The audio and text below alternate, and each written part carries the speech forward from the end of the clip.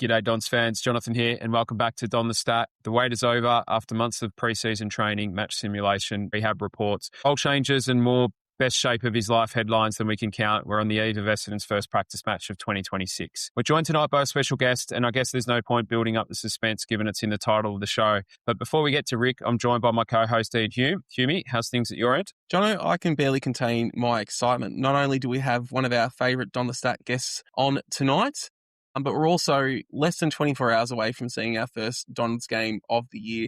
It's just a great time of the year where we can be as optimistic as we want before reality slaps us in the face. How are you doing, mate? Yeah, I'm good, thank you. I'm a little bit more optimistic than you. I'm not putting too much credence on what happens result-wise tomorrow. It'll be nice just to see some of the young guys integrated and some of the old guys back on the field. And touch wood, we get through unscathed injury-wise as well. Absolutely. And those of you in the Patreon can join along live in the Patreon chat as we dissect what is happening. And as always, like to acknowledge the new people who have signed up. And this week, that is Scott Essendon and Dennis Keating. Thanks for joining the community just in time for our first game of the season. Yeah, great to have you both. Welcome, Scott and Dennis. And speaking of Scott, if you're looking for a Dons-friendly venue in the inner north of Melbourne, then pop down and see Scott and his crew out at Welcome to Brunswick to wet the whistle and hopefully a few celebratory beers throughout this season. Absolutely. Look, let's not delay any longer. It is a perfect time to have this person on as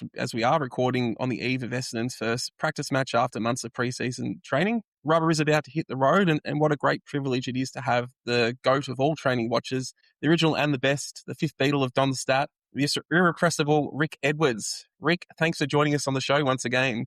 That's a big build-up, Humey and Jono.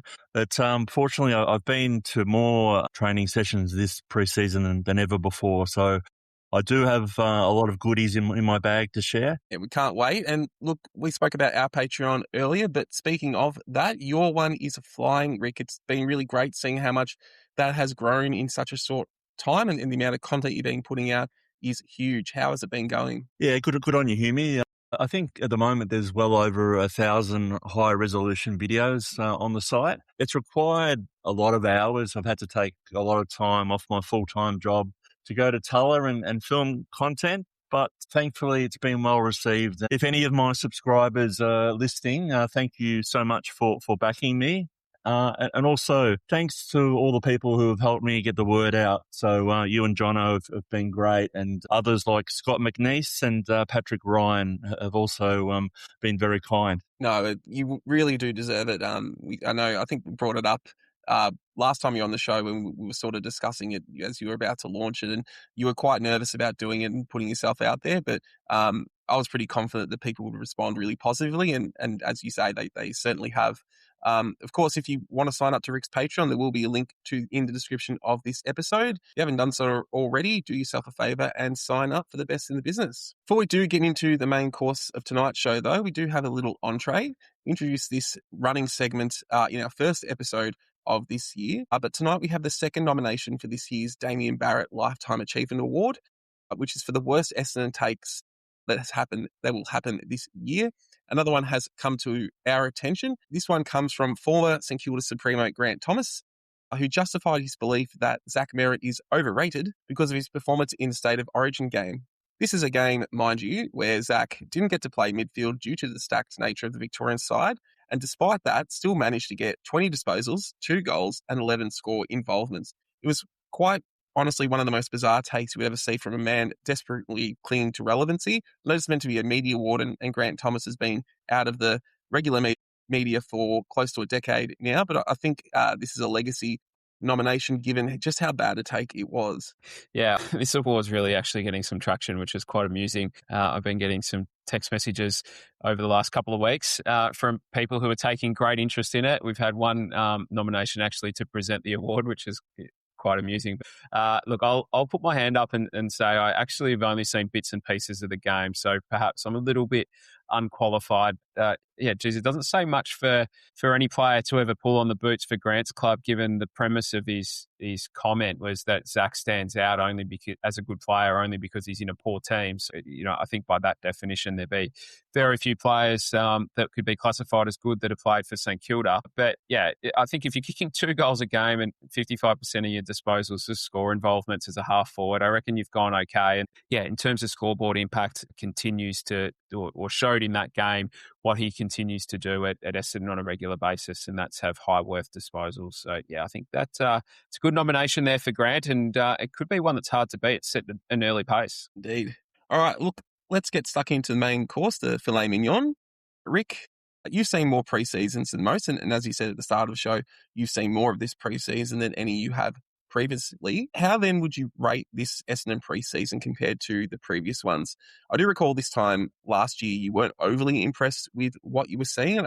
You copped a little bit of a backlash for what you said on this show last year, and ultimately it was the way the season played out was probably closer to what you were seeing. Would you say this pre-season is better than 2025's? Yeah, look, I'll come to the skills in a moment, but there's a few things I wanted to cover. It did start pretty early for me. The first day for me was Monday, November 3. So that was 2 weeks before the official training for the year 1s to 4s started. It certainly has been different for the players this summer. The main thing is consistency. In previous years, they would have a random hard session, but under Matthew Innes's watch, he's making sure players hit the high intensity levels that they would normally hit in a game and doing this on a regular basis. So it's a lot more consistent. The players know what to expect. There's been, and I think you guys have touched on this before, there's been an emphasis on high-speed running, doubling, even tripling the amount that they used to do.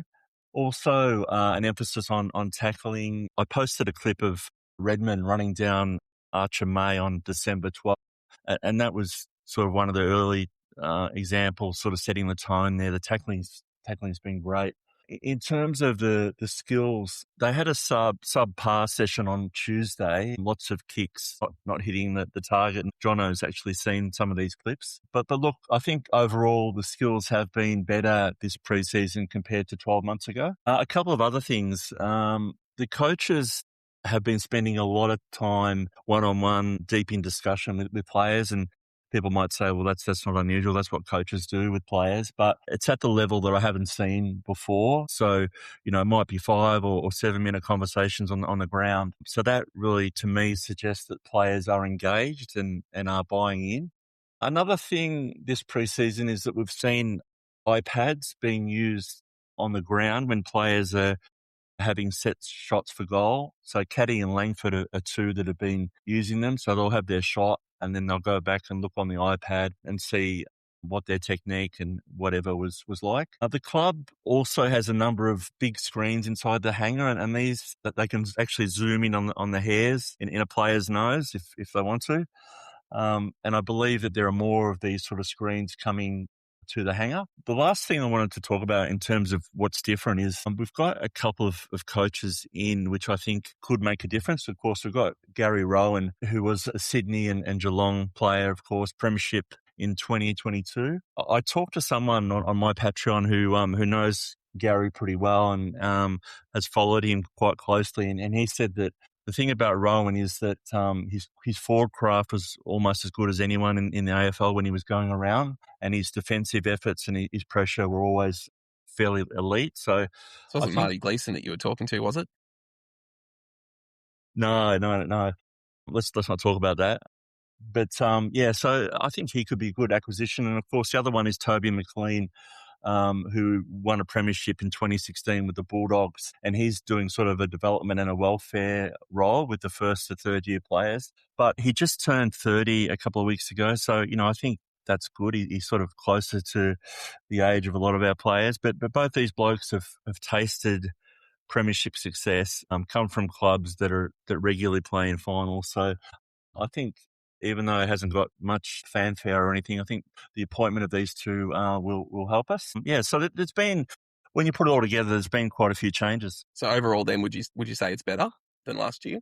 So overall, certainly the skills I think are not as bad as last year, and overall it's a bit hard to say, but they've certainly made some changes, and that's what I think we're all crying out for because what we were doing wasn't working. I can add a little bit on the tech side of things there, Rick. Obviously, it's an interest of mine given my background, but you would have also noticed the drones that are buzzing around at training. So they're recording training now from something like 7 or 8 different angles. I can remember getting up in the stand with a camcorder at Windy Hill to record training from one angle and then having to edit things on VHS.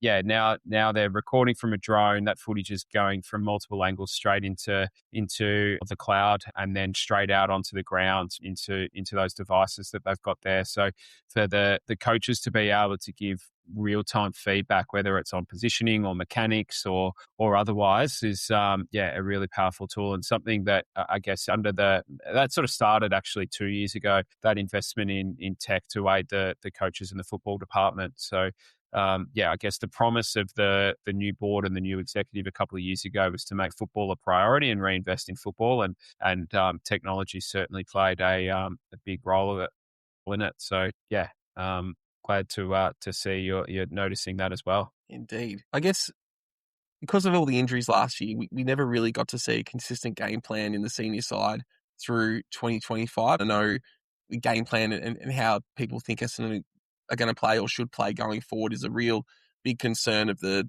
fan base. Obviously, there's been a much better availability of players this preseason, so you would hope that the things they've been working on in training are going to be much better bedded in for the beginning of 2026. I guess what's your sense of how the game plan is shaping up, Rick? What are the things they've been focusing on that could give you a sense of what they're trying to do? The game plan is a little bit difficult for me to talk about, to be honest. I feel like I'm a grade 6 kid amongst 2 university professors. I'm certainly no expert, but happy to share some observations. They're definitely playing a faster brand of footy. I sat down with Jaden Newen a couple of weeks ago, and he said, look, we are going to be more attacking and exciting. Isaac Kako said the same thing, really exciting brand, he said. You'll hear the words at training, go forward, a lot. That's what the coaches are preaching a lot, go forward. So a lot of it is about using the corridor. Having said that, they've also practiced moving the ball strictly along the boundary, I guess, for when sides deny the corridor and force them to the boundary. The other strong theme, once again, not surprising, is ball movement, especially from sort of deep in the back half. Yeah, I think that that's noticeable for me just from watching the footage that you share, Rick, is that there is a real intent to move the ball forward and move it faster and run in numbers. I think game plans evolve, and I'm not sure anyone could really tell you or tell anyone what any team's real game plan is. I think different teams have different underlying themes of the way that they like to defend the ground and move the ball. But I think that the most noticeable change from what I could see is exactly that, is the take the ball forward and running numbers. I think the other thing, Rick, you shared some footage with me, was it last night or the night before, just on some of the skill errors actually that you had picked up, and look, that happens. No one kicks or handballs at 100%, but the thing that stood out to me in those videos wasn't actually the skill errors, but it was how quickly we were getting back into defensive shape post turnover, particularly in match sim where it was, I guess, what you'd consider more of a team versus a B team, or your best 18 versus your next. The team that was, filled with what we expect to be more of our round one side, that seems to start to see show some signs of being embedded. But again, we're seeing that in I guess for all intents and purposes, an AFL team playing against a VFL team. So how that starts to stack up against real opposition throughout the season remains to be seen, but still, on what we've seen so far, it looks like it's improved to me. Rick, it seems like every year multiple players are tearing up the track in pre-season. I guess that's why they have to replace the turf so much. From what you've seen, who are the players that have stood out to you in practice this year? Kako, I announced, was the best player pre-Christmas. He had a great first block of training, and he's probably my number one for the summer. I've got a list of other players as well. If you want to go back and ask me about them, obviously feel free to do so. So apart from Kako, we've got Roberts, Durham, Caldwell, Merritt, Parrish, Al Hawley and Reed. Just the standouts in terms of the younger players, and I know we're going to touch on them later, for me have been Sharp and El-Achkar. But tell me a little bit, to put you on the spot a little bit, but tell me about Saad Al-Hawley. He's a player that I guess I take a particular interest in because we haven't had that style of real explosive halfback since Saad and McKenna left the club. I know we had Nick Hine down there for a little while, but it wasn't quite a powerful runner. He certainly had some wheels, but a bit of a different profile, whereas Saad Al-Hawley is one that can sort of run and carry, but also kick and penetrate with his foot. So, yeah, you've mentioned him as someone who stood out. What's it been that stood out about him? I think it's been the metres gained. I don't think there's anyone in the squad that's gained more metres during match sim. So he's really been taking it on, running and carrying the ball. And I think the other thing about him, and as you pointed out, he really does have that speed. So he's been using that. But the other thing about him is that he's been taking those difficult corridor kicks. So playing at halfback, he's made those challenging kicks into the centre of the ground. They don't always come off, but for the most part, the risks he has been taking with his kicks have come off. And he's looked. That's pleasing to hear because I think as John has said, we need that point of difference. We really lack for foot speed and players who can break those lines. And as much as you want to be able to kick the ball up the field, sometimes you just got to have a player that can put it under the arms and sort of break through the lines and really create opportunities further up the field. And I think we saw him get lost a lot of the times last year playing on the wing. I think it's something I've spoken about a few times. And yeah, to see him coming off halfback, probably where he's going to have the most impact for Essendon if he does get a good run out in 2026. I just want to touch on another one of the players you brought up there in that list in Darcy Parish. Obviously, Jono did a great job interviewing Darcy on Media Day. What have you noticed about Darcy on the track? Obviously, he's had his injury interruptions. How's he looking this year? I think that I've got to say that interview was great and sort of covered Darcy's journey really well. But what I've seen is that he sort of seems to have that power back. So he's able to burst from stoppages, and he's really getting to contests, so getting to multiple contests in a row. And the other thing I think which goes unnoticed a lot, his defensive side I think has been pretty good. He's laid some super huge tackles. And just his general defensive pressure, I think, has been really good. He just looks like he's been rebuilt. He looks like a new man the way he's moving, and it is both ways. He's running both ways, and he just looks like a different player. Some may say, is he back to his 2021 form? Well, I think we'll just have to find out. But he's looking like a new player. And then I guess probably the other one from that list of players that you brought up there that I think most people want to hear about is Zach Reed, and he is the great white hope. And we got such a beautiful taste of what he could be last season before that was cruelly taken away from us. It seems like he's had no interruptions this preseason. Are we seeing on the track the Zach Reed we saw sort of in the middle of last year when he really found his feet? He's a funny one, actually, at training. He doesn't tend to dominate or anything. Like, he's not sort of best on the track or anything like that. He sort of just does what's required of him. And I'm sure there've been players, Jono would probably recognise some players that weren't sort of outstanding trainers either, but on match day they brought it. He's sort of one of those. But he's on my list principally because he has got through the whole summer. And I just think that's such a big bonus for him to have a full preseason. Yeah, he's one of those players to me that feels like the game is easy for him. I'm sure it's not, but I think he reads the game so well that I guess, Paddy Ryder was a little bit like that. Dustin Fletcher, who Zach wears his number, was like that. The training that they almost look like they're going through the motions and can seem quite laconic because I think they just see the game better than others. So, I think you're right, Rick. The key for him is just being out there at the moment, isn't it? And hopefully translating into, what did he play, 10 games or something last year? If we can get that up to 18 to 20, then it would be great progression and, finish this year sort of a 50-game player. Yeah, hopefully we get a real glimpse as to what he can do for us in the future. Indeed. Well, look, we've got some hints through the reports that you and others have put out regarding some potential role changes to players heading into the season. I think it's probably been one of the more interesting things about what we've got from you in the preseason.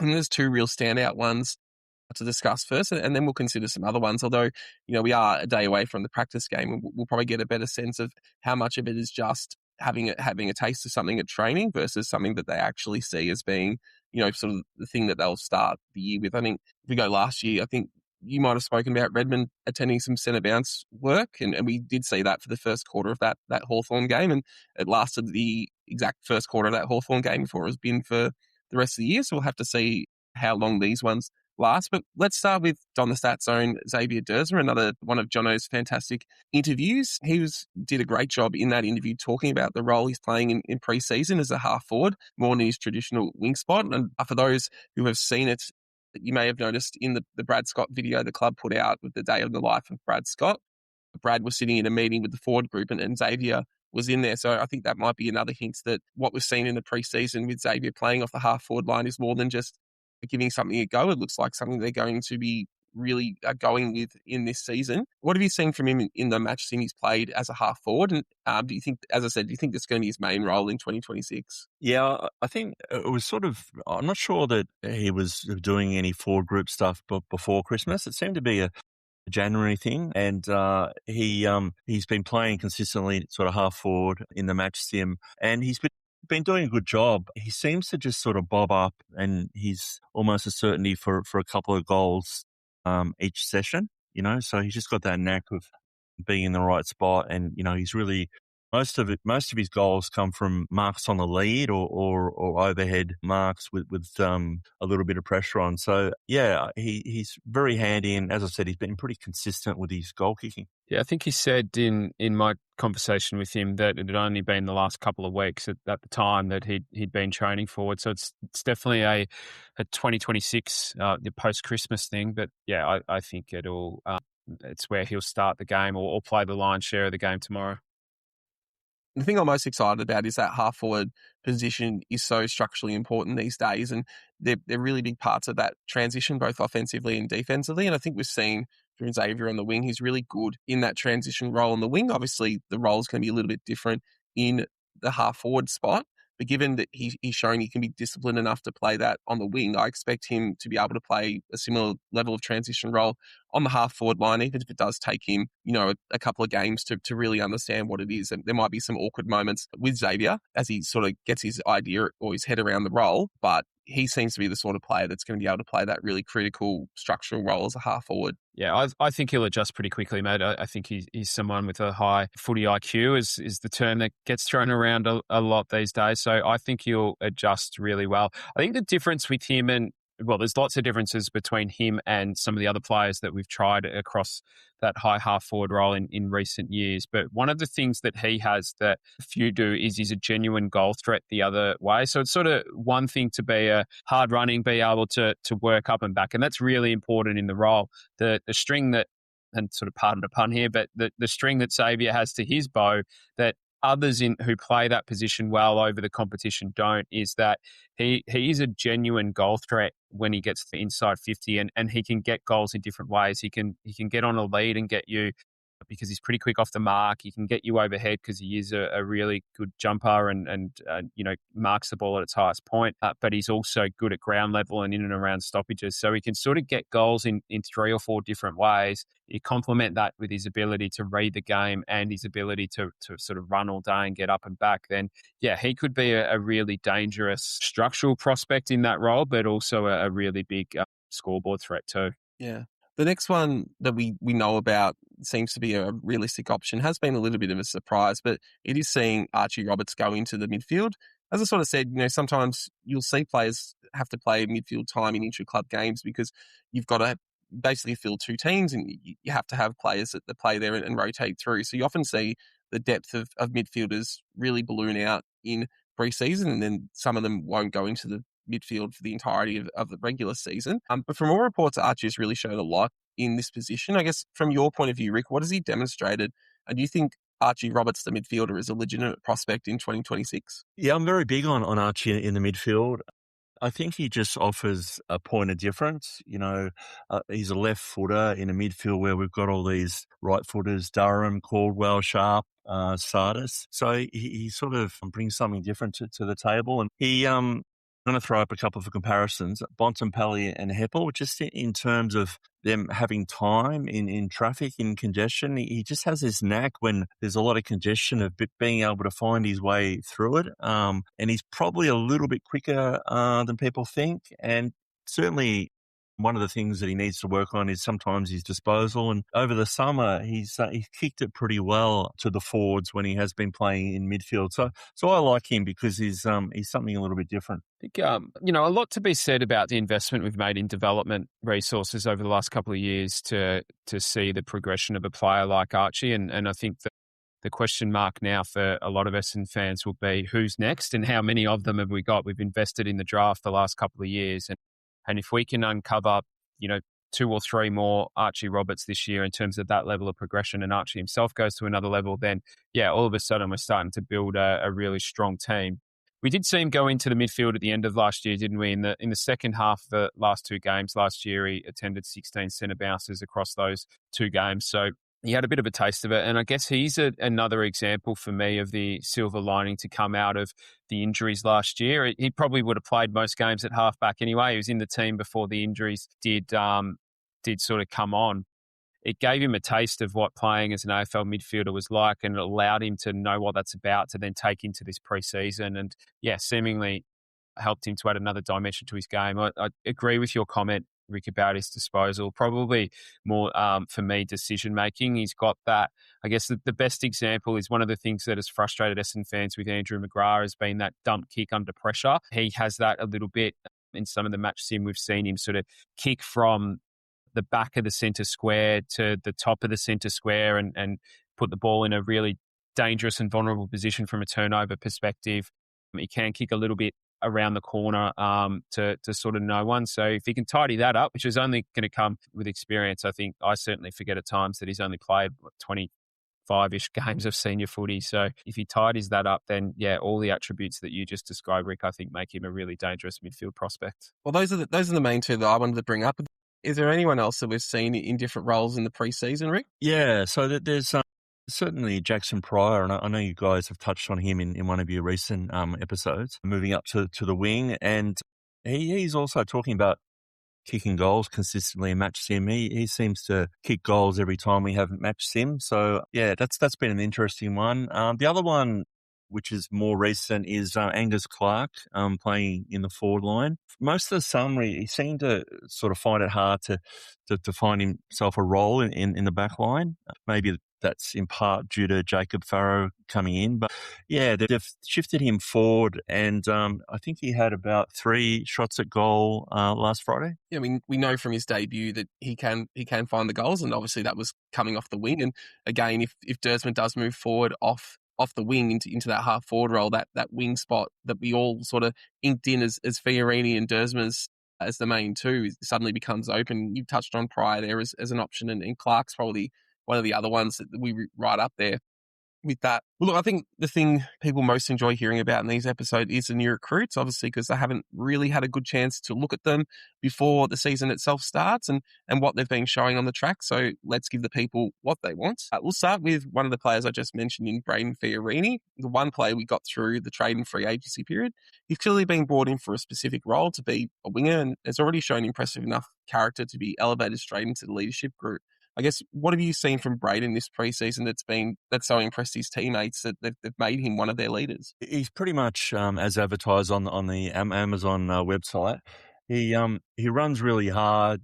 He gets to the right spots and is a really good kick. And he's been drifting down regularly and kicking goals. He slotted one from, I think, 45 metres on the boundary last Friday. So he's got that knack of getting it down and getting into the right spot and then kicking goals. But he just seems to know that wing position really well. And you can tell that, not that I'm an expert on what's required to play the wing, but he certainly seems to work hard both defensively and in attack. Yeah, I think it just gives us some smarts too on that wing. It allows us to free up Duursma to play that half forward role that we've spoken about. And Jackson Pryor looks like he'll come in and play on the other wing. Just one thing quickly on Jackson, he played a fair bit of wing footy. I think we've spoken about this before, but almost predominantly as a winger for Brisbane. in his early days there. And in fact, in his first season, I think he was a used sub, 2 or 3 times in his early games, but he kicked 6 or 7 goals in his first sort of half a dozen games. So sort of, went at about a goal a game early days. And then sort of in his second season, he was used a bit more down back. But he also kicked 3 goals in one game from a wing as well. So, he's certainly shown at AFL level that he can play on a wing, use his height to defend, but then use that boot to be a threat going forward. And then Fiorini, I think, just gives us a safe bet, doesn't it? He's certainly got some weapons, but I think he's just going to be in the right spot 99 times out of 100, and that's what that level of experience gets you. Yeah, indeed. Well, look, let's move on to the draftees. And, the players most people would have been keen to see this preseason would have been Sullivan Robey, given how much hype he's had, given his under-18s form and how attached Essendon fans got to him and then how excited they were when he actually got through to the Bombers. But unfortunately, a stress fracture in his back has meant his participation has been limited in this preseason. I guess, what glimpses have you got of him so far, Rick, and how close is he to resuming full training? Yeah, I don't need much encouragement to talk about Sullivan. He's one of my favourites. I saw his breakout game in the Coates League at Craigieburn last year, where he got about 40 touches. A couple of days ago, I saw something really encouraging from him. He's still in the rehab group, but it was a real step forward. For the first time at Essendon, he was doing a lateral movement drill where he had to accelerate really quickly, and that acceleration was back, and I haven't seen it since watching him in the under-18. So that's really his one wood, being able to burst away from congestion. So that was good to see him start doing that again. For me, he's really unique. He has that sort of power and aggression that few others in last year's draft can sort of boast. As I said, he bursts from the stoppages, and very rarely does anyone catch him. There's some Jordan De Goey comparisons, and I think they're fair. But what I also saw from him last year is a bit of Mark Rasciuto in the way that he really enjoys the physical contact. In terms of his progress, he only started running on January 19, so it's been a month now. So as we all know, with these young boys that come in for their first preseason, I'm sure that they'll be pretty cautious with him in terms of getting him back into games. Yeah, it's a 15 years, hopefully, investment for us and in himself for his own AFL career. So as frustrating as I'm sure it is for him and the club and fans that he's not likely to be available for round 1. Sounds like he'll probably be fit enough to play, but not match fit, and hopefully that means we see him in the VFL sooner rather than later. Yeah, I think, in my very naive opinion of sports injury management, I think, taking the slow approach and getting him right is the right one. And hopefully he can come in the second half of the season and show his wares at AFL level. Yeah, indeed. Look, next up is someone who I think was probably going to be a bit further back in the pecking order, at least I thought might take a little bit more time, but seems to have made really great strides so far in his first preseason in Jacob Farrow, and looks to be getting right in the mix for a debut in round 1 against the Hawks. What's he shown so far this preseason, and do you agree that he's likely to get a gig earlier in the year, maybe even as soon as round 1? Farrow has had a bit of an education playing sometimes in the midfield, following guys around such as Darcy Parish, but predominantly he's been at halfback. He doesn't get it a lot, but by goodness, he is a beautiful kick when he does get it. And he seems to always, we talked about Archie Roberts having time, or Jacob Farrow also seems to have time when he gets the ball. One of the highlights for me was a one-on-one marking drill with Archer May. So he's up against a much bigger bloke, and that was repeated over 5 or 6 times, and he broke even with the much bigger May in this marking drill. So I thought that was really encouraging too, aside from his really good kicking. And the other thing about his kicking, he is a left footer, but I've seen him just as good on his right foot as well. So that's exciting. He, that was the knock a little bit on him, or knock might be too strong a word, but one of the areas that he was going to need to develop coming into an AFL system was his defensive and competitive aspects of his game. So, example of one at the moment, Rick, but a really good one where I'm not sure that was part of his game when we drafted him. I know Our development coaches have done a lot of work with him on that side, particularly Michael Hurley, who runs himself ragged at training, doing one-on-one work with a lot of our young guys, which is really good to see. So good to hear there's some sort of tangible examples of that developing and improving. I mean, I'm not a betting man, certainly when it comes to footy, but if I was, I'd be betting on him to play round one. And I think he'll start his AFL career at half-back and probably follow a trajectory similar to Dyson Heppel, who played at half-back in his early years and sort of mopped up down there and used his brain and foot skills. I think we'll see that from Jacob as well. And yeah, that right foot is just as dangerous as the left, isn't it, Rick? It's a good shout. You actually just reminded me of something that I didn't put on the running sheet, Rick, but we talk about the new players that we've got this year, but we have still got 3 players who joined the list mid-season who are in the middle of their first pre-season. You touched on one there in Archie Roberts, who again is someone who's been getting a lot of strong reports or a lot of positive reports about how he's been going in pre-season. And Match Sim, I guess, how have you seen Archie Roberts pre-season? And I guess just from the descriptions of those practice matches, it's often seemed like he's been, paired up against, the second defenders or the VFL defenders. Do you think he's showing enough that suggests that he might be really putting pressure on sort of the big 3 of the big forwards that we would likely start the season in Caddy, Wright, and Yeah, I think it was Jono who made that point the other day. He has been opposed to the likes of Tyler Sellers a lot or Cale Jarine. And Cale, I thought, was really good before Christmas, but I think he probably hasn't maintained that level. So you've got to consider when May does kick 3 goals, you've got to consider who he's on, and he has kicked goals now and then. But he hasn't played on Reid or Mackay. He's played on Mackay a couple of times, and Mackay has really put the clamps on him. So in terms of where he sits, he sits outside those 3. But I'm going to throw up a name for you who I think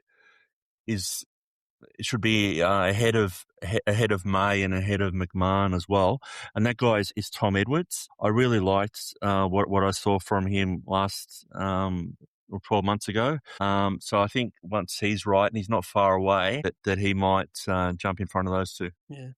I guess there's a reason why he was picked up as a supplementary player at the start of last year, and May and McMahon had to wait to the mid-season. And, the player that I was most keen to get to Dyson let out. I really think that's just going up against AFL level midfielders in training. I think you're a good judge, Shohumi. I think he's made he's on the whiteboard already for round 1. I think his pre-Christmas block of training was better than we've seen in January and February, but the hype is still real. He wins the clearance. He's good with the contested ball. He's solid overhead, and he runs both ways and runs all day.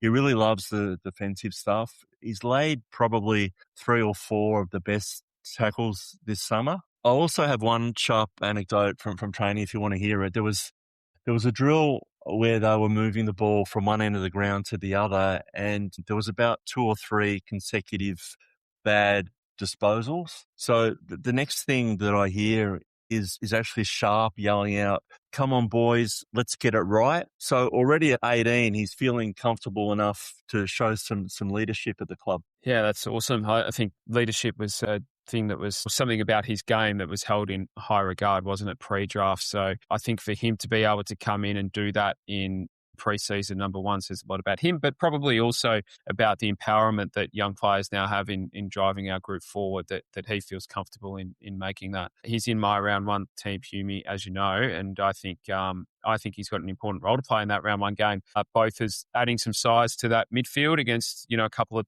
bigger bodied Hawthorn mids, albeit, he's a 19-year-old going up against some seasoned guys, but also if we do go smaller forward, the Hawks do have those sort of 3 tall marking defenders plus Weddle as well. So he'll have a role to do there, I think, keeping one of them honest when he does rotate through the forward line. I think after the initial draft was over, probably the least talked about of our 5 draftees was Max Kondogiannis, obviously with Hussein being a Herd Academy player. But look, like Kondogiannis' highlights looked really great. What's he been like so far in his first preseason? He's green as the fields of Ireland, but he makes the odd mistake. But you can just tell he can really run and carry. He's quick, some guys have tried to catch him and he's actually burnt them off. So he's quick. He's got a good leap as well and can take a nice mark. So I think he's very raw, but there's a lot to work with. Makes me think whether the recruitment of both Farrow and Kondogiannis has changed the thinking of where Clark will play his footy this year. You mentioned earlier, Rick, that Clark's been spending a bit of time forward.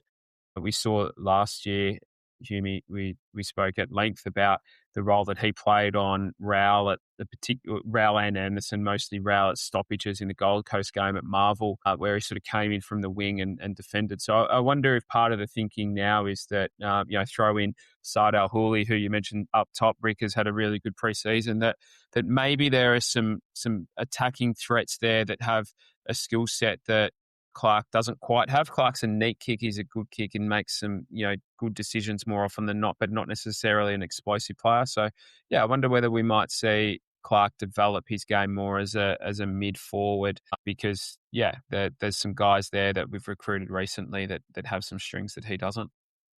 And the final one of our new draftees is Hussein El-Achkar. I'm really excited about him. The couple of times I've managed to get to training, he's really been a standout for me with his smarts in terms of positioning and knowing where the goals are. Again, given our small forward needs, is he likely for a round one debut? I reckon you can lock him in for round one. As a small forward, there's only one guy that's kicked more goals than him this preseason, and that's Isaac Kako. El-Achkar, he doesn't need much room. He can do his work in a phone box. You give him a sniff and he has shown that he'll hurt the opposition. Keiko is also taking him under his wing this preseason. I think this is significant as well. Keiko told me that he's worked with Hussein on his habits, off the field, so diet and all that sort of stuff. There's also another string to his bow that the so-called draft experts don't talk about. He can really find the footy in the midfield. I saw him play in Calder's final, which was at La Trobe University last year, and they pushed him up to the midfield and he got a lot of the ball and laid a lot of tackles. He just, with the ground ball, he's so quick and so clean. So I think that's a string to his bow that we might see, not straight away, obviously, but maybe later on. Yeah, we saw in the final series how dangerous and important small forwards are to kicking winning scores. There's the bigger the prize and the more intense the game is, the more the ball spends on the ground, and you need ground level players to be able to capitalise in those situations. So, I think we've found one there. My last question on Huss to you, Rick, is, have you got his number on your duffel coat yet? Because I know you're a big fan. Yeah, no, I haven't got his number on my duffel coat yet, but I've bought 25 badges, so I'm passing them on to all my close friends and associates. Very good. And finally, we haven't been able to see too much of him due to his hamstring injury, but Killian Burke, our Cat B Irish recruit, what have you got from your glimpses of him? Well, he's just about the quickest at the club. Not only that, he can kick the ball well. Looks like he's been playing football since he was knee-high to a grasshopper. He can also take a contested mark. Unfortunately, he injured his hammy chasing a player on a day that was supposed to be an actual light session. So that was unfortunate. But he is making steps. And, I just can't believe how skillful he is after being at the club for 5 minutes. The injury might be a bit of a blessing in disguise because I understand that he's still got a lot to learn and he's trying to take in as much as he can. So maybe he's been able to do that, to learn a bit more while he's in the rehab group. Well, look, Rick, that's getting close to the end of the episode tonight. And look, we've been pretty positive, although I think you've done a pretty good job of sort of tempering expectations. And things can't always be all sunshine and rainbow. So I guess, what are are there any players or areas of preseason that are giving you much pause this summer? There's sort of nothing of note. I suppose the only disappointing thing is that some players we're all hoping would have big preseasons haven't. And I'm talking about Perkins and Jones. They've both only been able to run freely in recent weeks. So that's really the only disappointing part of the summer for me. And I guess you've been on really restricted movement as well. It does seem like they're being extra cautious with him and sort of tailoring him so he can build up right to the start of the season. I mean, I can see he hasn't been named in the practice squad for the Richmond game, but you would hope that if he's going to play round one, he does feature against the Saints in the week after. Yeah, I think the club said on the website that he probably would play some minutes next week. But for those interested, I've got him sprinting at probably 90% on my Patreon. Just uploaded a couple of clips this week. Yeah, I think the other, I guess not disappointing is too strong a word for me, but we're going to get to the end of the preseason, still with some question marks over the ruck situation, and not really through any fault, but, in an ideal world, having, made the decision not to really push the Draper one too far and let him effectively go to Brisbane and maximise compensation. To not have Nick Bryan be able to do a preseason, again, nothing that we could do or no one's fault, but geez, it would have been nice for Nick to have a preseason come into 2026 knowing that the number one ruck spot was his.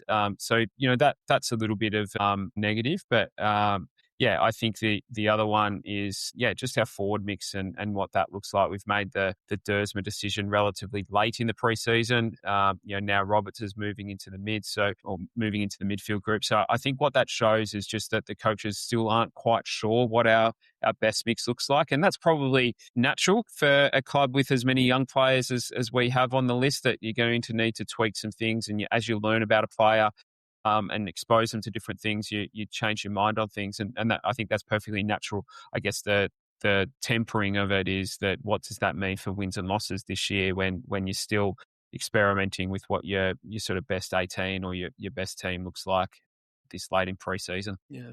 I guess finally, Rick, and we sort of touched on it before, that you weren't overly positive how things were going last year. I guess, going through everything that we've talked about tonight, where do you sit at this stage regarding the Bombers, and as we start to head into the more serious stuff? Yeah, Hume, for me, there's a lot of unknown factors. The first one is a pretty obvious one. It's injuries. Are we going to have the same injury load as last year? For me, though, there's three players that we really need to stay fit. For me, they are Reid, Parrish, and Keiko. And obviously, Keiko is carrying a hamstring injury at the moment. No doctor, but he's not running yet. So my guess is he's going to miss a few games. So those three are really important, and injuries overall are going to play a factor. A couple of other things for me. Can we become a ruthless football team this year? Can we become the bully instead of the one that's bullied? I won't say the word weak, but we haven't been a mentally strong side for a long while. When was the last time we had a stirring come from behind win? A ruthless team doesn't just fall over the line against West Coast or North Melbourne, as we've done recently. So, I don't know how you become a ruthless footy team, but maybe it's our psych, Ben Robbins, changing the mindset of the players. Now he's in his third season. Or maybe I noticed Kane Baldwin at the club on Tuesday this week, and he's doing some mental skills training the players, preparing them mentally for combat. So can he unlock something? The other thing is, will we play for each other this year? Will the players play for each other? Will they do their role? We looked at sort of Fiorini, and he came from the Gold Coast where, the players did play their role under Hardwick.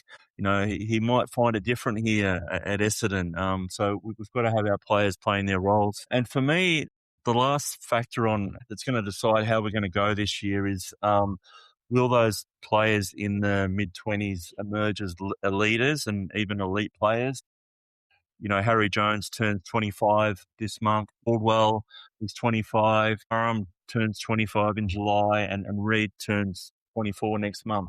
So I think for me, there's a lot of factors there that will determine how we go this year. Indeed. And, you've asked a lot of really pertinent questions, and I guess we only really will find those out as we see things play out in the season. So you're right. There's a lot of excitement, new players, and some exciting moments that we see throughout the preseason and the clips that you've shared.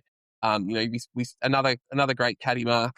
You become the expert at filming caddies' high-flying marks at training. He might want to start paying you to follow him around. You do such a great job capturing them, but a lot of those concerns you brought up are really valid. And again, we're just going to have to wait and see how that happens. I guess to put your money where the mouth is. What's your prediction for Essendon this year? Well, I'm going to take the easy option out here. I heard you fellas talk about where we're going to finish with the great Robert Shaw, and I think I think it's probably going to be 8 to 10. So I'm sitting on the fence there. Nothing controversial from me. Well, I spent a lot of last night doom scrolling through YouTube videos of other AFL content creators' ladder predictors, and most of them had Essendon more lower down the ladder, most in the bottom two. So I think we're hopeless Essendon fans who believe the best, and I think we can all see a pathway when we do finish it in that range there, but it is going to be a challenge, and those first few weeks of the season are going to be really important to see if the lessons of pre-season have been learned and can be carried out. Well, look, thanks so much, Rick. It's always a pleasure having you on the show. I know we'll get you on a couple more times throughout the year, and as you sort of touched on, one of the things you've done really well in the past 12 months is get onto that under 18s content, and your ability to give us some knowledge about the draftees that are coming was really well appreciated at the end of last year, and I'm sure it'll be the same this year. So always happy to have you on there, Rick. And as always, listeners, make sure you do give Rick your support by checking out his Patreon. It is well worth the money. We do have a big week of Don the Stat coming up. Jono and I will be providing our first thoughts on the practice match tomorrow night. This first thoughts is normally a Patreon exclusive, but we'll be releasing them on the main feed during the preseason, so you can get a taste. We'll also be recording our Patreon Q&A for the preseason this coming Thursday, one of our favourite episodes to record each year. So the details for that will be on the Patreon in the coming days, so make sure you get involved with that. Look, thanks for your work this week, Jono. Any final words from you? Thanks to Rick. Always a pleasure having you on, mate, and talking footy with you. It's been great. Your insights, cataloguing and sharing some analysis of what's happening at the Hangar over pre-season are always brilliant. So thank you. Great job by you, Humi, putting this all together tonight. Thank you, mate. Looking forward to getting out to the Hangar tomorrow. Yeah, remember to slip, slop, slap. Looks like it's going to be a warm one. And footy's back. So looking forward to it. Well said, mate. Enjoy the practice match tomorrow, everyone. And as always, stay safe and go Dons.